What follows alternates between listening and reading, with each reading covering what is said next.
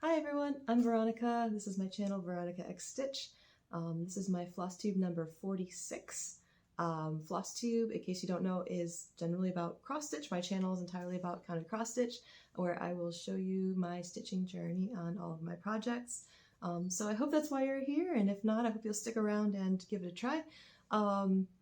Yeah, so I will get right to it. Today is Friday, June 7th, 2024. I have to work today and it's still morning, and then I'm off for a week because I'll be heading off to StitchCon Weekend B.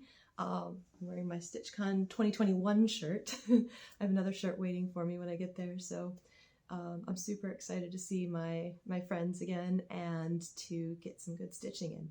But yeah, so that's more like jumping around. I'm going to show you my projects now. The first thing that I worked on since last time. So my last video, I said I'm going to start a whole bunch of things, and I did. But first, before I started those things for Stitch Mania, I wanted to wait until May 3rd to start. So I still continued to work on my The Castle by Teresa Wentzler.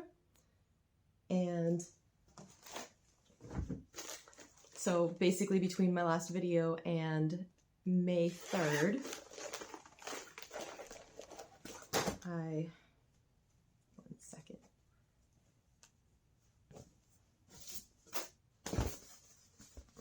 So first off, I'm going to hold this up so you can see compared to last time. And then I will kind of zoom in and center it a bit. As you can see, I worked on Dragon Tail, kind of coming down on this page, and I'm getting pretty close. I started this project on March 2nd, 2019, and it's being stitched on a 32 count, I believe I ordered 32 count Mercedes Lugana in by Picture This Plus, but it's actually, I think, shrunk up a bit in the dyeing, or maybe it was the wrong count because it's more like a 36, I think.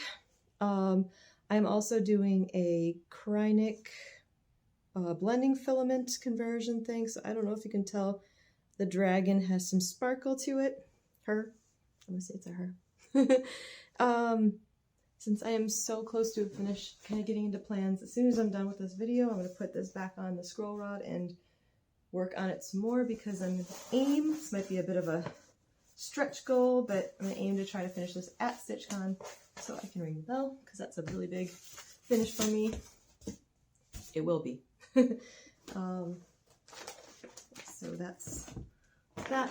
Try to put it back in my fancy Amazon project bag here. Okay, so now I'm getting into my Stitch Mania starts. I wanted to stitch 5 things from like 5 different categories that I currently am not like feeling like I'm getting enough of, and I did that, and I am so happy that I did that, because now I feel like really invigorated and I want to continue on these projects. So the first thing that I started, this is not the same order that I showed them in my last video. This was kind of the order that I wanted to do them, but on each of the 5 Fridays in May, I started a new project. So on May 3rd, and I have to apologize, I cut this thing up so that it would fit into the project bag, but I started Japanese Garden by Dimensions.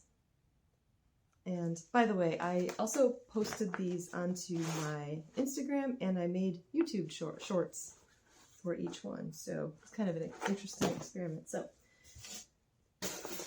I broke the chart up into 16ths, yeah. So basically divided the top row into 4 and the column or the side into 4, and kind of like took a picture and then used Pattern Keeper to mark things off, because I think that made things easier. So this is the top 16th. I'm not done with it yet, but I'm pretty darn close, which is the getting up in the tree. Because it's a lot of like, it's very confetti-like, but it's fun, and I do love the colors. So this was my I want to start a dimension start. Scratch that itch, which was nice. And the fabric, by the way, I'm doing everything from the kit. The fabric is like a 16 count gray blue Ada. Next thing that I started was a Châtelaine. So I decided to start Octopus Treasure Cave. I'll put a picture right here of what that will look like when it's finished.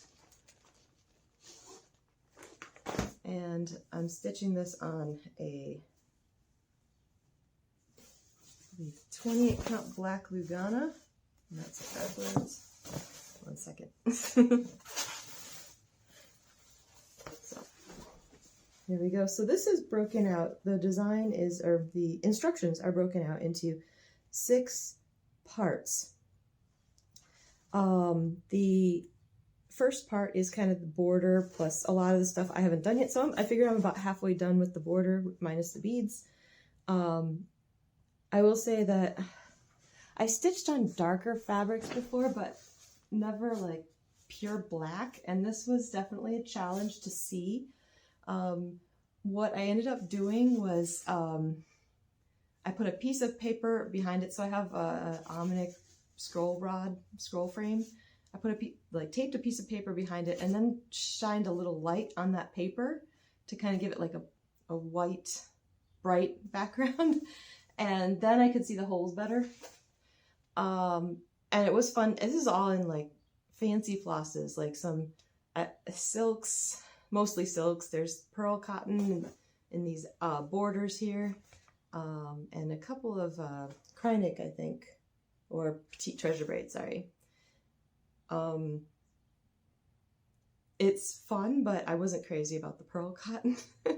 That one was a little difficult to work with, but yeah, I did enjoy a lot of specialty stitches in here so far. Even, oh gosh, I don't know, it's not focusing. Okay, it's hard to tell, but these are all specialty stitches in the border, so that was fun. And they provided really good instructions too.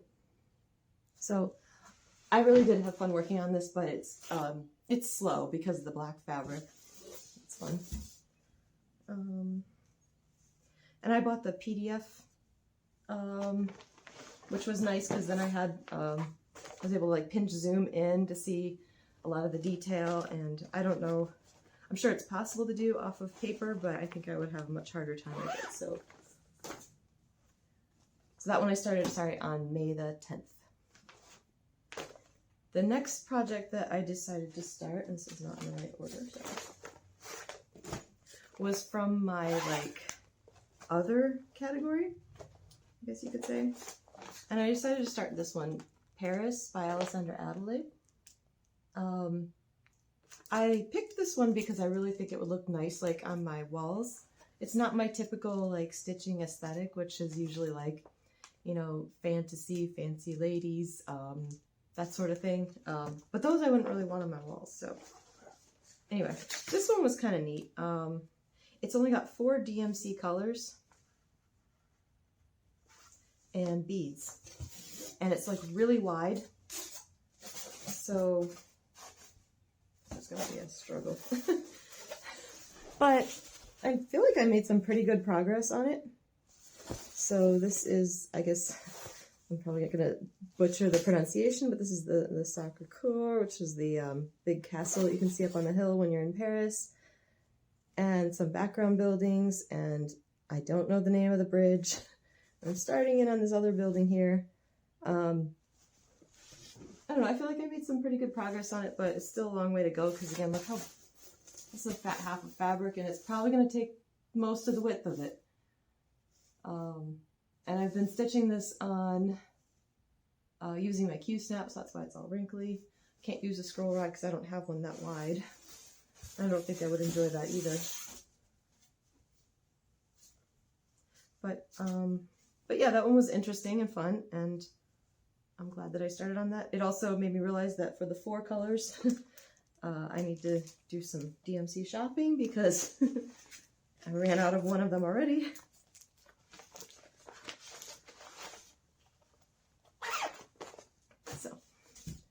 And I started that May 17th, by the way. And it's on a, oh shoot, what fabric is that on? I think it's on a 28 count white Lugana, or maybe 32. One of those. Okay, next up For my full coverage category, I guess, I decided to start Wind Moon Fairy by Nini Thomas. This is a chart that my husband bought me for my birthday. He bought it without knowing that I had the Dimensions one as well, but that's okay. So I decided to start the full coverage one because I like the detail better.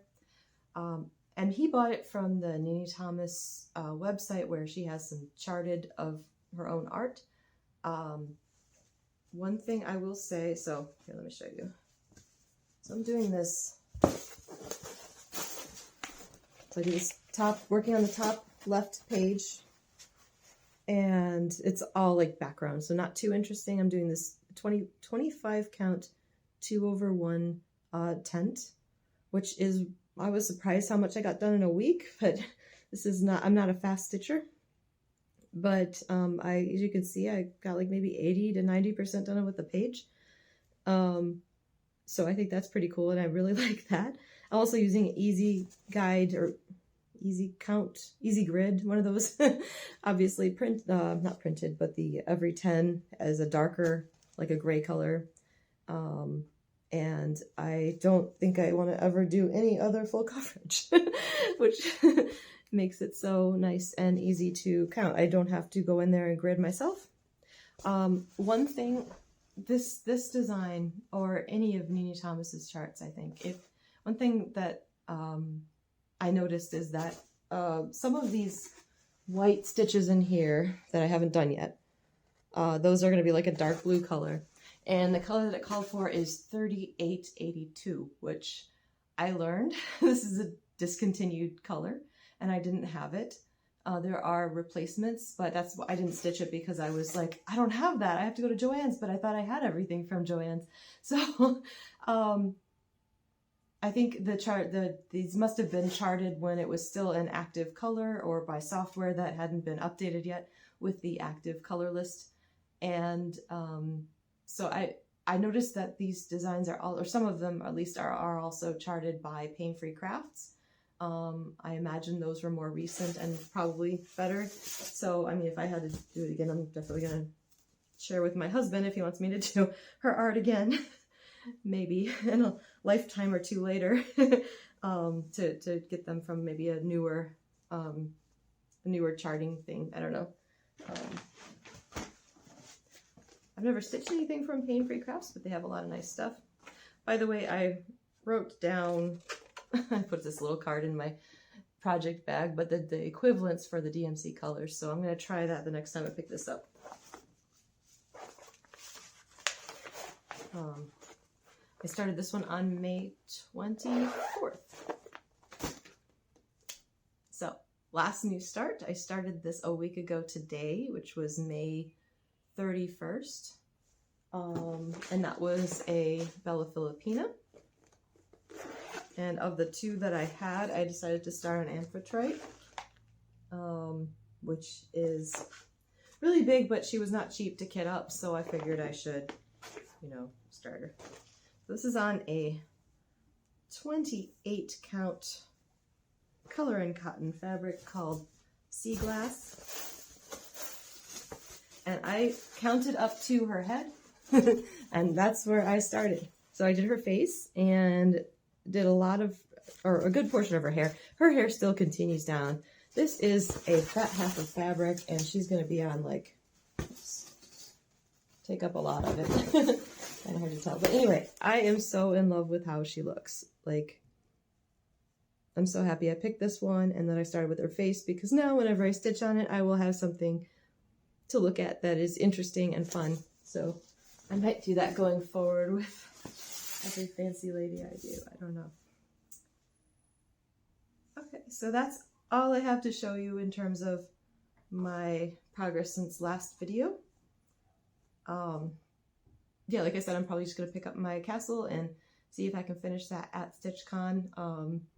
And after that, then I probably want to make a little more progress on some of my new starts, like finish off the pages for the Dimensions kit and the Wind Moon Fairy.